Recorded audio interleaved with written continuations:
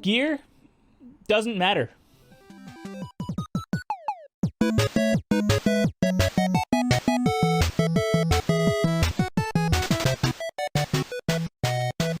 I started this channel to help other content creators get their channels off the ground. And I figured one of my strengths is teaching complex ideas to other people in a simple way that pretty much anybody can understand. As you know, I started off with making the dual PC streaming setup video with this capture card because every other video I found using it, the videos were over 20 minutes long and they always felt like a jumbled mess. So I did what any normal content creator would do, and I revised it into a shorter and easier video for people to understand. And people started joining the Discord. I actually started to notice a common trend from everyone that was joining the Discord, and is that they wanted more gear. They wanted a better streaming rig, they wanted a better camera, they wanted a better mic, and every time I would ask them what they wanted to do with this gear, they all said they just wanted to upgrade their stream quality and they would still play Apex or Fortnite or Warzone. When in reality, yes, those things are going to make your stream look nicer, it's not going to make the quality of your content better. Now I know what you're thinking, how could I say that while I'm sitting in front of a ridiculous streaming setup, right?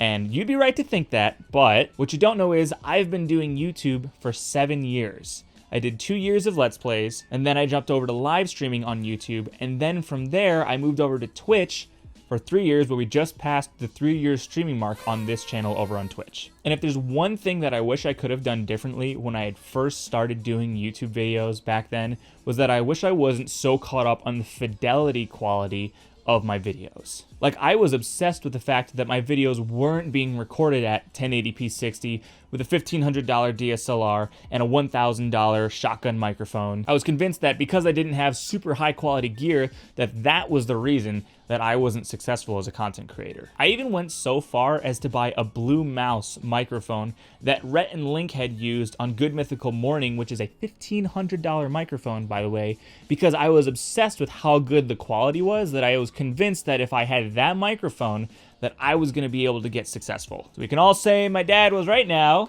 Don't worry about the gear, Dan. Just make the videos, Dan. It'll be fine. Yeah, I know. You were right. I get it. And don't get me wrong. It is an amazing mic. It has an amazing, warm, crisp, rich sound.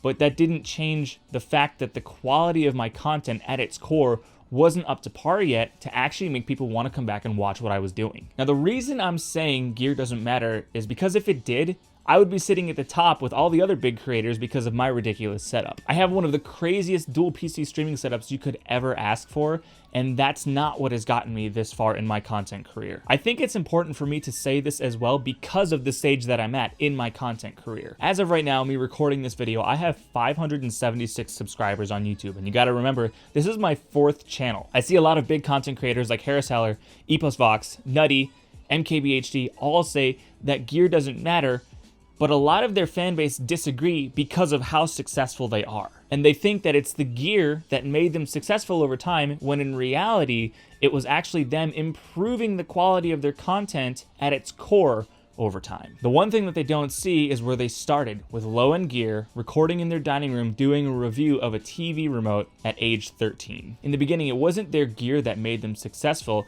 it was the fact that they took their knowledge and pushed it as far as they could for other people to know and build a trust on that foundation so they could trust them as a content creator and help them grow. I would much rather watch a tutorial that's from 2010 in 720p that gets the job done than a video that was so concerned about being rendered off at 4K 60 with a $2,000 shotgun mic and then still doesn't solve the problem that I was having. Now, don't get me wrong, there definitely is a level of expectation when you're on YouTube or Twitch, but you don't need to have a $500 Shure SM7B and a $1,500 DSLR that your camera could do mounted on a tripod and a $100 lav mic on your shirt. If you've ever seen any of my Twitch streams, you would know that I go for insane stream quality. And it's completely overkill on Twitch. I fully acknowledge that. If having the quality that I had to be successful on Twitch was necessary, don't you think I'd already be at the top of the level right now? And that's really hard for me to admit because I've worked really hard to get where I am with my setup. Whenever I do buy gear, I do it for myself